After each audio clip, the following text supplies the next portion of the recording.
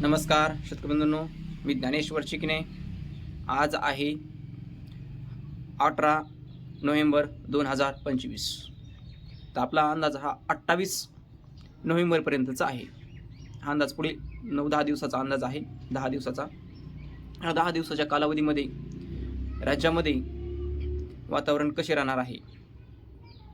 थंडी पाहितली आपण तर आपण 3-4 दिवसापूर्वी सांगितले की थंडीचा कडाका वाढणार आहे.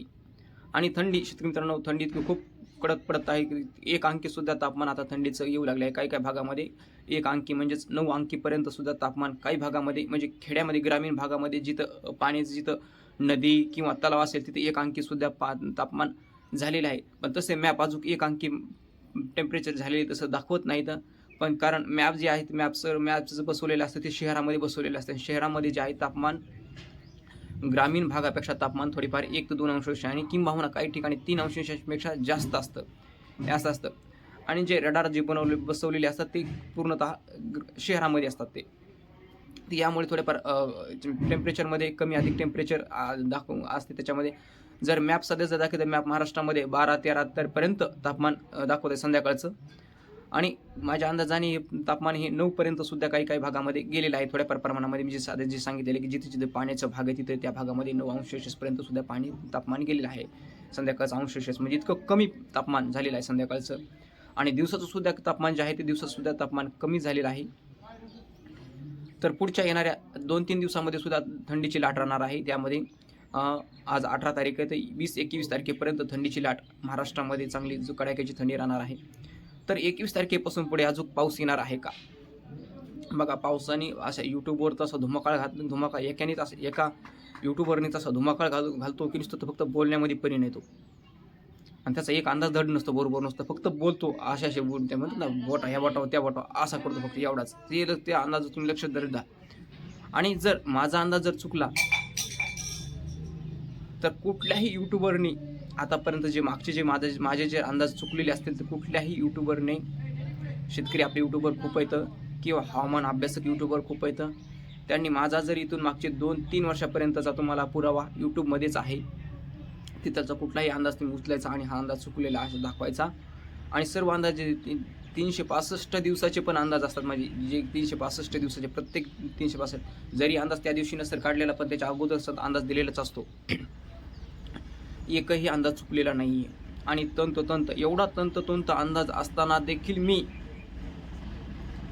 100%पेक्षा 100% माझा अंदाज खरा आहे असं सांगत नाही. 100%पेक्षा अधिक असतं. पण ज्याचे अंदाज एकदम चुकतात तो नुसता सतत आढळत असतो. माझे अंदाज अचूक आहेत आणि एकही शब्द बरोबर बोलत नाही, अशी परिस्थिती आहे. आता 21 तारखेपासून छत्रपती संभाजीनगरपर्यंत त्यांनी पाऊस सांगितला.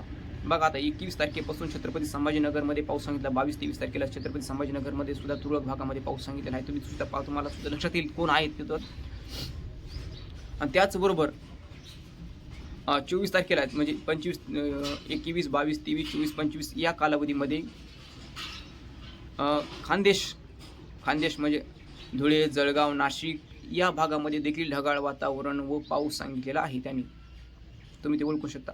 पण माझ्या अंदाजामध्ये या भागामध्ये पाऊस नाही आहे किंवा छत्रपती संभाजीनगरमध्ये सुद्धा पाऊस नाही आहे. बुलढाणा जिल्ह्यामध्ये सुद्धा देखील पाऊस नाही आहे. कोरडे वातावरण आहे फक्त. आणि लातूर, धाराशिव या भागामध्ये देखील पाऊस नाही माझ्या अंदाजामध्ये. जर माझा अंदाज चुकला असेल तर हा माझा अंदाज पहिला येईल, जे की 2-3 वर्षातून पहिला येईल. चुकला तर पुढचं.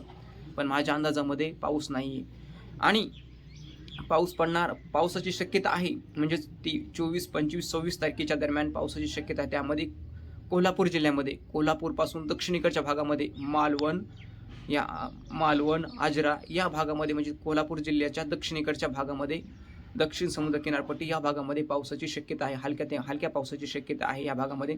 मात्र लातूर, धाराशिव या भागापासूनच आपल्या राज्यामध्ये कुठेही 28 तारखेपर्यंत पावसाची शक्यता नाही. फक्त हे ह्यूज घेण्यासाठी, आणि त्याला काही कळत नाही, गाजराचा पालासुद्धा कळत नाही त्याला हवामानामध्ये, हा अंदाज सांगत आहे.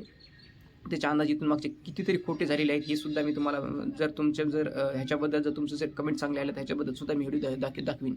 सगळे त्याचे अंदाज चुकीचे येतात.